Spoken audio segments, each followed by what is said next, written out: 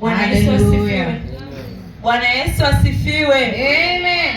Amina. Mimi nimesimama hapa mbele kutoa ushuhuda. Ushuhuda huo ni wa rafiki yangu. Alikuwa amebeba mimba, akapitiliza miezi. Akawa anatakiwa kufanywa operation. Basi alivyonitafuta kwenye simu, mimi nikamwambia usikubali. Yeye mwenyewe akasema roho yangu yenyewe inakataa kufanywa hivyo. Basi nilimshirikisha baba hapa, nikamleta hapa madhabahuni, akaombewa, maana mimba ilikuwa imeshafika miezi 10. Kwa hiyo anatakiwa afanye operation, maana aliambiwa mtoto atafia tumboni. Amina. Nilipomleta hapa, baba alimwombea. Kweli tuliona mkono wa Mungu. Baada ya kutoka hapa, akalala, akasikia uchungu, akakaa siku ya kwanza, siku ya pili, siku ya tatu, akanipigia tena simu.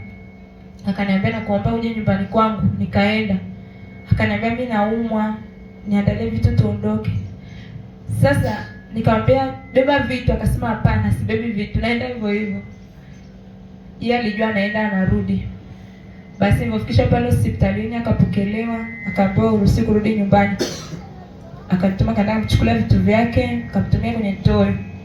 Mungu ni mwema, amejifungua mtoto wa kiume. Amen. Hallelujah. Utukufu ni kwa Bwana Yesu. Amen. Amen. Amina. Hakika tunamwona Mungu katika madhabahu hii. Amen. Amina. Hallelujah. Shuhuda yangu binafsi mimi mwenyewe. Subiri kwanza dada. Amina. Kawaza operation. Hapana. Kaza kawaida. Hallelujah. Amen. Hallelujah. Amen. Sisi tunasikia hiyo shuhuda. Amina. Mtoto alikuwa na miezi 10 tayari. Badala ya miezi 9. Akaambiwa kwamba mtoto atafariki au atazaa kwa operation. Amina. Alipofika hapa na mimi nimeona kabisa operation. Na nikaona kifo. Hallelujah. Na nikamwambia naona kifo kama sio wewe ni mtoto.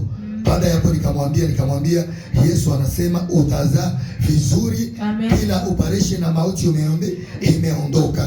Hallelujah. Na amezaa vizuri bila operation na mtoto ni mzima kafa. Ni mzima. Hallelujah. Piga kwa Yesu. Amina. Piga kwa Yesu. Amen. Amina. Ushuhuda wangu mimi binafsi.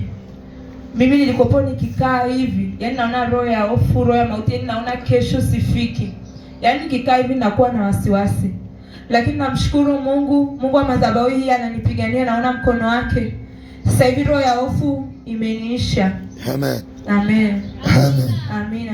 Amen. Amen. Sifa na utukufu kwa Bwana Yesu. Amen. Hallelujah. Amen. Amen. Tumshangilie Bwana kwa makofi na vigelegele.